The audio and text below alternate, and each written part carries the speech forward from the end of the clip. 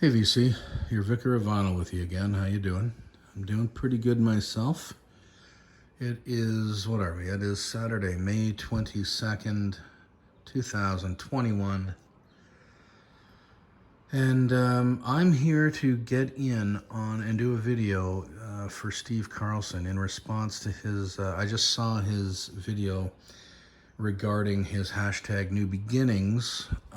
It's not really a contest. He's not calling it that. It's like a draw, and it's a one big thank you to the vinyl community.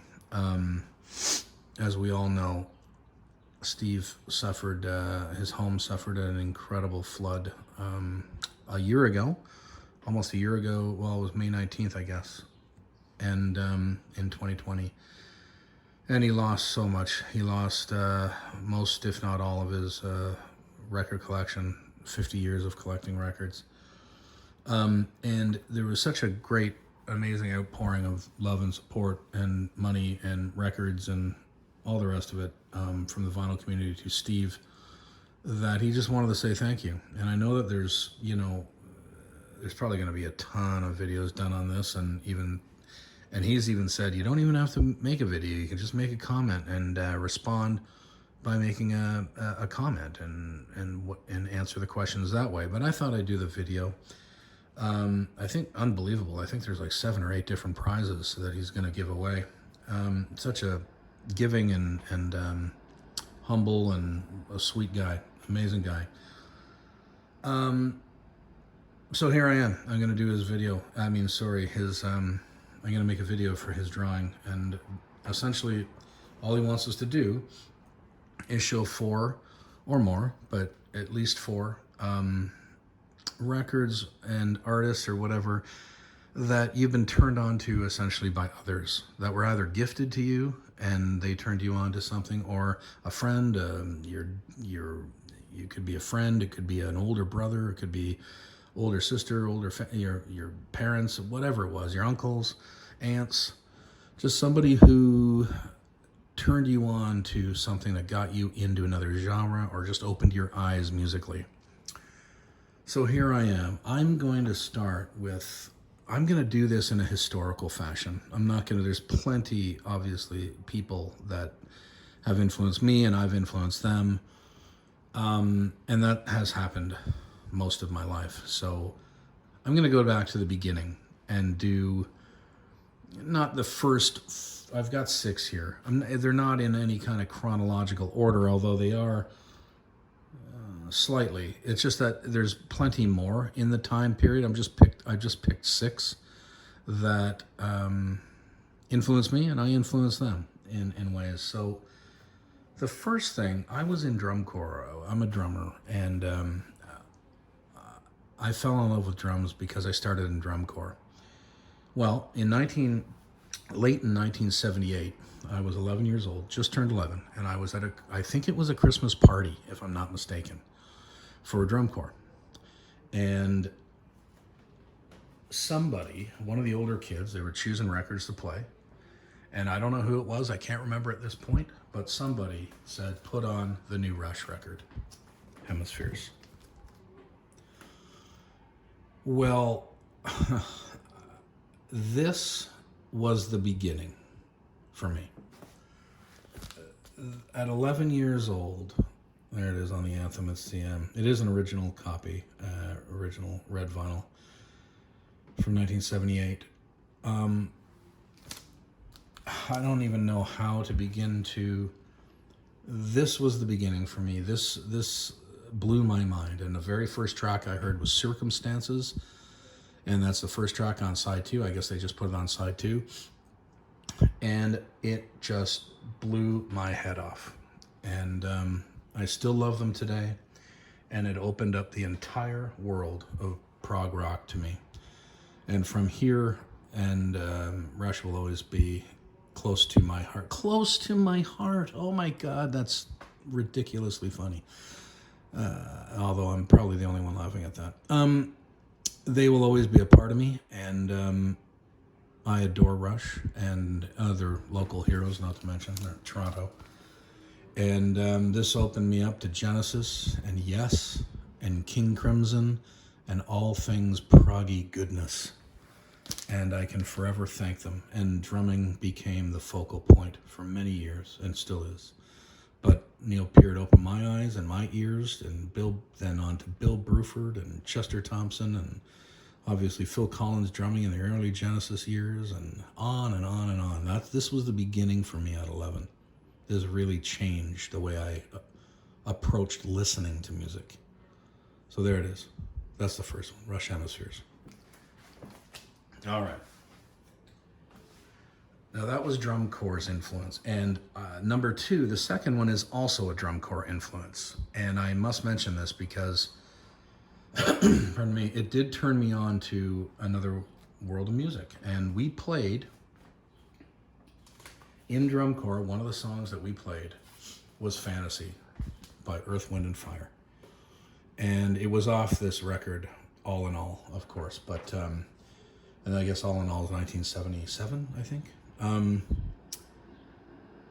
Now, yeah, this opened my eyes to not just Earth, Wind, and Fire and the music of Earth, Wind, and Fire, but all things in this genre, or not just there's so many things you can say about Earth, Wind, and Fire. That's funky, it's soulful, there's R&B,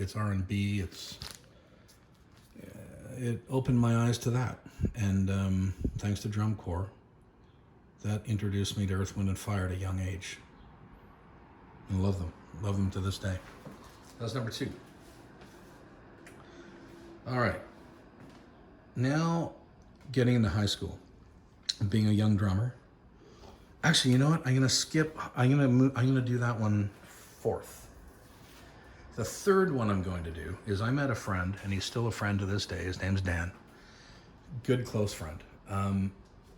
We met at 11 years old. He started in drum corps later. I actually started when I was 9, but introduced to Rush at 11. And then Dan, I think, started in 1979. And that's when we met. We were both 11 years old at the time. And he was a big Stones fan. Now, at that point, I had only really listened to or heard hits by the Stones. I hadn't delved into the back catalog. So, I was only, Satisfaction and Jumpin' Jack Flash and that kind of stuff on the radio. And that's the Stones I knew. And I was a prog head at that point when I met Dan, and I introduced him to Rush. And he introduced me to the Rolling Stones. And thank God he did, because this, finding the Stones at 11 years old, and it just they became an enormous part of our lives, my life, and opened my eyes again. How can you not love the Rolling Stones? Anyway, Let It Bleed, fabulous. I think it was, the first song I think I remember hearing at his house was Give Me Shelter. But it was off of Hot Rocks, I believe, the compilation. I'll have to double check that, but I'm pretty sure it was Hot Rocks that he played first at his house, the comp. And anyway, he sent me on my Rolling Stones path, and I sent him on the Rush path and prog rock. So there's number 3, I believe. Yes. All right. So now we go into high school. And I was a good enough drummer at the point, and I still had a lot to learn, and but I tried out for the senior stage band. Imagine that. I was just a kid, and I made it. They were with their drummer had graduated, the senior stage band drummer. I can't remember his name, but he had graduated before I got to high school. I got in there, and the music program knew I was coming. Knew a couple of musical kids were coming to the school, and tried out. Now, this is a senior stage band. It was a jazz band. I was also in the concert band, but it's a jazz band. I'm just learning how to be a decent enough rock and roll drummer. I hadn't started to swing or anything like that. I didn't know I wasn't a jazz drummer. So, I believe, and sorry about the sirens in the background, that shall pass, as George Harrison would say it. Anyway, I'm not going down that road. So, the jazz instructor, or it might have been the head of music, Mr. Stashio, I'm not sure, but somebody suggested that I listen to Joe Jackson's Jumpin' Jive to get a feel for swing. And my God, did this ever change my life, at that musical life at that point. I had never really listened to swing music or jazz music, and this turned me on to three things, I would say. It turned me on to swing. Four things. It turned me on to learning how to drum swing. It turned me on, and from this, I went into loving or experimenting and starting to learn about jazz music and care about it. And, it took me years and years to really get into jazz, but this was the beginning of it. This was my introduction to swing, the brass, not in a Chicago brass or Blood, Sweat, and Tears brass, but in a swing band, jazz band. And it also turned me on to Joe Jackson. My brother helped in that too, because he was older and he was bringing home the Joe Jackson records. So this was a huge influence as well. Love this record to this day. I can play it, I can spin it at any moment of any day and still love it. It was just a fabulous swing record that Joe Jackson did, and I think that was 1981. So there it is. Joe Jackson's Jumpin' Jive. All right. Now, number 5. Another friend in high school, Dan and I met. I'm not using last names. His name was Joe. And still close friends to this day. And Joe introduced us to Lou Reed, I would say. And from this record came, the Velvet Underground, then and David Bowie, Roxy Music, Brian Eno. It just went on and on and on. The what a great record this is. Oh my God. Vicious. This is just side 1. Vicious, Andy's Chest, Perfect Day, Hanging Around, Walk on the Wild Side. There is not a bad track on this record. And this was all due to our buddy Joe introducing me to Lou Reed. And again, thank God he did. This was opened my eyes into a whole new direction. Love him to this day. What a great record. All right. And the last one I'm going to mention, because, we are talking high school, young days. So a young lady, somebody I was very keen on. Now, it was not my girlfriend, but somebody I really, really dug. And she dug me enough to hang out and, a few lip locks here and there, but nothing too serious. But I was all hung up. She just wasn't as hung up on me. That happens. But she got me listening to Janice. And I probably would have found Janice later in life, of course. But in late high school, it was because of her that I started listening to Janice Joplin. And, wow, what a great record the Pearl record is. Yeah. What boys will do, or, what you'll do for a significant person in your life, that has this kind of impact on you. And whenever I, hear Janice, I can easily, she pops into my mind because she turned me on to Janice. That's just the way it works. And